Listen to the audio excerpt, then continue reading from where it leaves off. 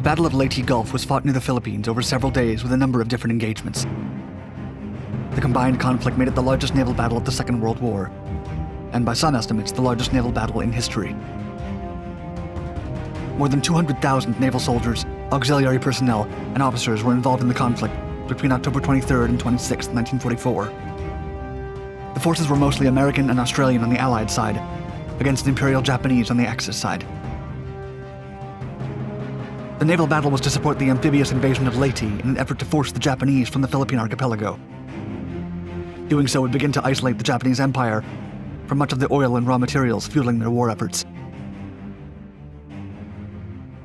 The battle is historically considered to have been divided into 4 separate fights: the Battle of Sibuyan Sea, the Battle of Surigao Strait, the Battle of Cape Engano, and the Battle of Samar. Paramount among the battles was the engagement at Surigao Strait, where the U.S. 7th Fleet Support Force almost wholly destroyed Japan's southern force. It would be the last battleship battle in history, as the Japanese force, which included 2 battleships, attempted to run the gauntlet through a trap set by the Americans. The American force, including 6 battleships, awaited and managed to cross the T over the ragged Japanese line, completing the classic naval maneuver for the last time ever.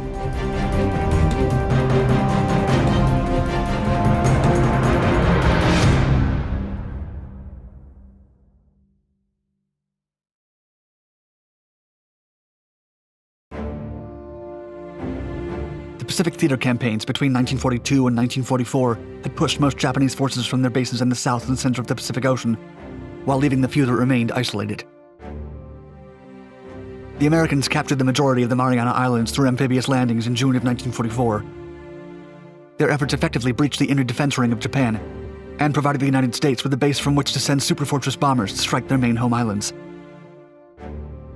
The subsequent plan was to cut Japan off from its supply lines to southeastern Asia, to prevent them from accessing oil and raw materials. 2 different plans were organized as to how to approach the matter.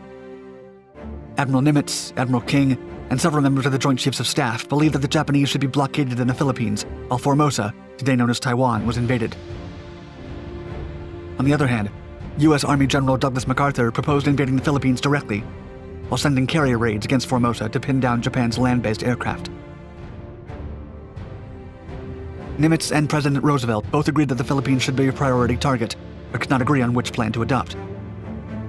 After 2 months of back and forth, Nimitz eventually agreed to MacArthur's plan of sending his forces to invade Leyte, in the middle of the Philippines.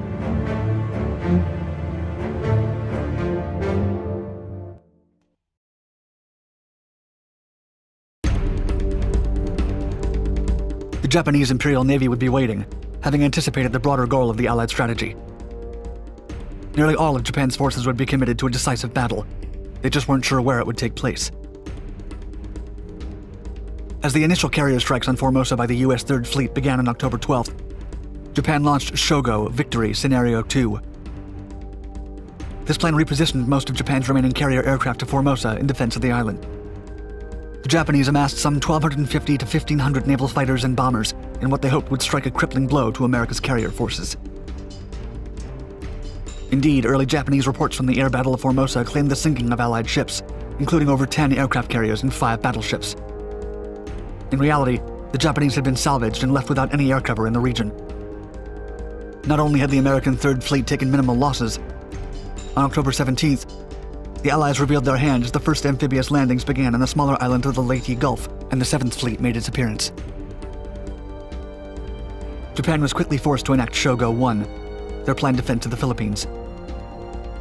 The Japanese Imperial Navy, however, had already committed and lost most of their naval air groups at Formosa, rendering their aircraft carriers toothless. Instead, the carriers would be used as bait as part of a northern force to lure the Allied covering forces away from Leyte. Separately, Vice Admiral Kurita's powerful center force was to break through to attack the Allied landings of the island of Leyte from the north. From the south, a southern force split into groups led by Vice Admirals Shoji Nishimura and Kiyohide Shima would converge and meet Kurita through the Surigao Strait. The combined Japanese naval power was tremendous, but the complex coordination required was just as immense.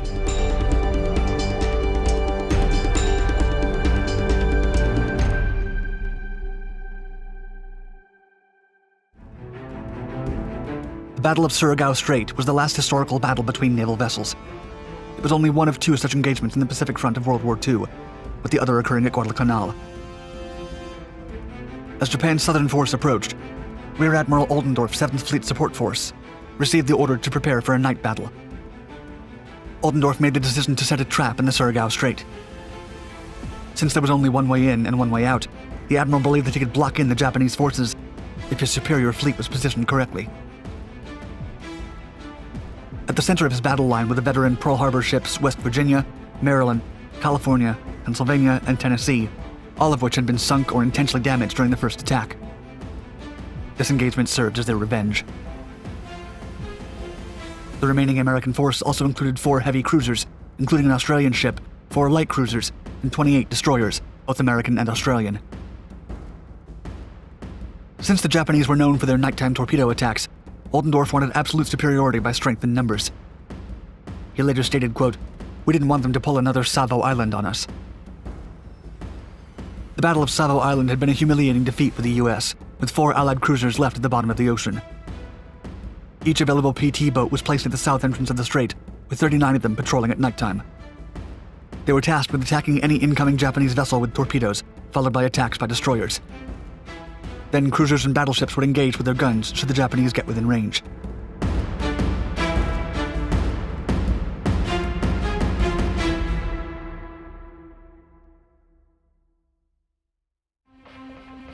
The 2 Japanese task forces led by Nishimura and Shima on the southern route to Leyte needed to pass through the Surigao Strait, between the islands of Panon and Dingat. The Japanese hoped that both task forces would arrive simultaneously to assist in Vice Admiral Kurita's penetration from the other side of the Gulf. Yet they were unable to coordinate because the Imperial Japanese Navy was maintaining radio silence to avoid informing the enemy of their moves. Vice Admiral Nishimura's force approached Surigao Strait alone, leaving Vice Admiral Shima's force nearly 25 miles behind. It didn't help that Kurita's center force was also slowed down by intense air attacks. Nishimura's ships included the aged but capable battleships Yamashiro and Fuso, 4 destroyers, and the heavy cruiser Mogami. The group was attacked by bombers on October 24th, but they sustained little damage. Both his task force and Shima's were able to escape attracting too much attention from American aircraft carriers before making it to the entry of the strait. Oldendorf sent his destroyers and PT boats to the expected path of the Japanese southern force. As Nishimura's group entered the strait, it placed itself directly in the jaws of the American 7th Fleet Support Force. Still, Oldendorf's battleships had been expecting to focus on bombing the shore, rather than attacking other surface ships. Therefore, they were carrying more explosive rounds than the armor-piercing shells needed to penetrate the hull of an enemy battleship. The American vessels were also short on fuel, but it would matter little, as the Japanese were about to run right into them. Upon Nishimura's arrival into the Surigao Strait in the dark early hours of October 25th, the Americans only managed to harass the Japanese. Oldendorf's squadron of PT boats failed to hit the Japanese ships, although they did provide useful information on the Japanese positions. As Nishimura pressed on, he was met by American destroyers that joined the fray with great success. They hit 3 Japanese destroyers, 2 of which sank then and there, while another sank later. Several larger ships were also heavily damaged. The battleship Fuso was hit by 1 or 2 torpedoes before it caught fire and subsequently rolled over.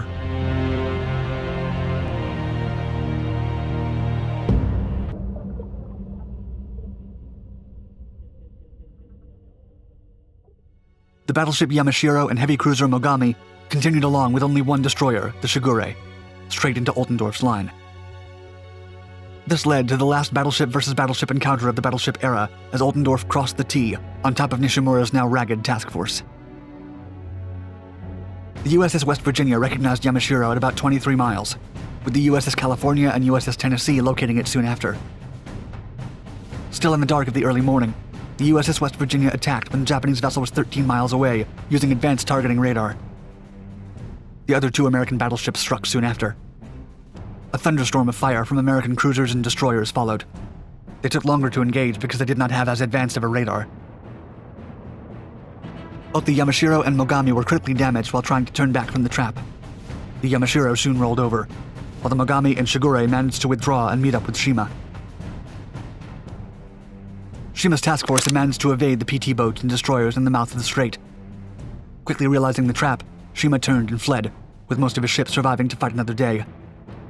The Mogami, unable to overcome the massive damage taken from the American battleship's bombardment, was scuttled. Of Nishimura's 7 original vessels, only the Shigure survived the battle. It would fall to the American submarine Blackfin in January 1945 near Kotobaru in Malaya. Most of Shima's ships would be sunk later in other engagements around Leyte. Amidst the wider Battle of Leyte Gulf, the U.S. Sixth Army secured Leyte's beachheads thanks to the cover provided by American naval forces in encounters such as the Battle of Surigao Strait. Still, the island would not truly fall to the Allies until December of 1944, thanks to the fierce land battle that awaited them. The Japanese were able to continue resupplying their troops from neighboring islands, and they would absorb nearly 50,000 losses before America seized the last Japanese port at Leyte.